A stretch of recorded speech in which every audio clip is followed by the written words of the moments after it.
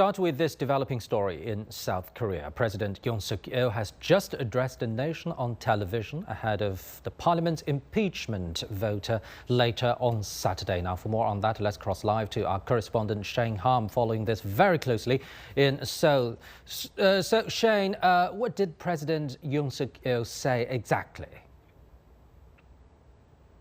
Yeah, this is the first time, Pandung, that we saw President Yoon in public ever since he declared martial law in the country 3.5 days ago. He came out looking very tired, almost distraught, if you want to say. But he did apologize, like you said, to the country for what he did in declaring martial law. He also described that he did it out of desperation, almost as justification for his move. And again, he sincerely apologized, bowing after giving a very short speech. A couple of statements lasted about 2 or 3 minutes, where he said that he is willing to take any legal or political responsibility for what he had done. He won't avoid any responsibility on that matter. He also tried to alleviate any worries or concerns that he might try to conduct another sort of martial law announcement. He came out and said flatly that there will be no additional martial law declarations.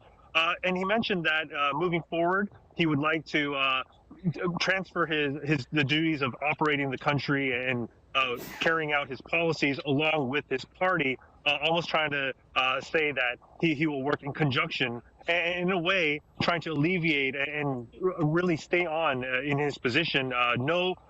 Any indication of resigning or stepping down from his post, which some people may have speculated about. But it was a very short speech, and what analysts are already saying is that it's probably not enough to continue with that impeachment vote that's slated for later this afternoon. So let's turn to that upcoming impeachment vote in the parliament coming up later on Saturday, as you just mentioned. Tell us more about that procedure.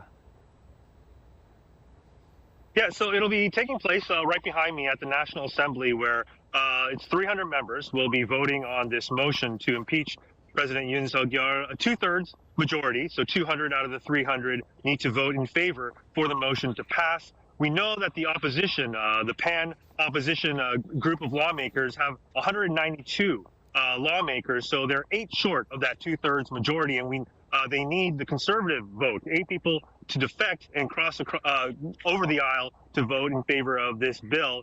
The key player in this is Han Dong-hoon, the leader of the ruling party, the party that President Yoon is a part of.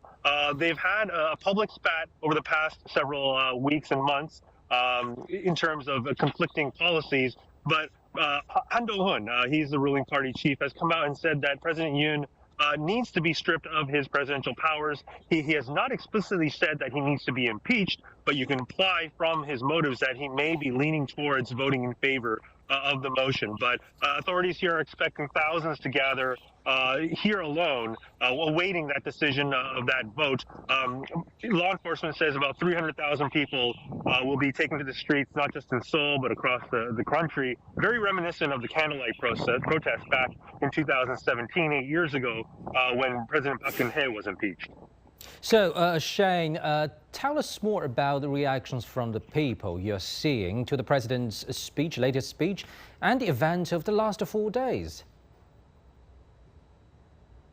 Yeah, we know that President Yoon's approval ratings have hit probably a record low at this point during his term, 13%. And this is the first poll that came out following his announcement or decree of martial law. It's been hovering in the 20% range, give or take a couple of points for the past couple of months now. We know that he's had trouble pushing forward through with his policies, of course, dealing with an opposition-led National Assembly. But the general mood here, especially with the people gathered here, is a lot of people anticipating this motion to go through. Of course, it's not a done deal for reasons stated previously. There's also other supporters of President Yoon holding another rally in the center of the city. But we heard Han Dong-hoon actually speak right after the president gave his address, and again saying this morning that it's impossible for him to carry out his duties in a normal way.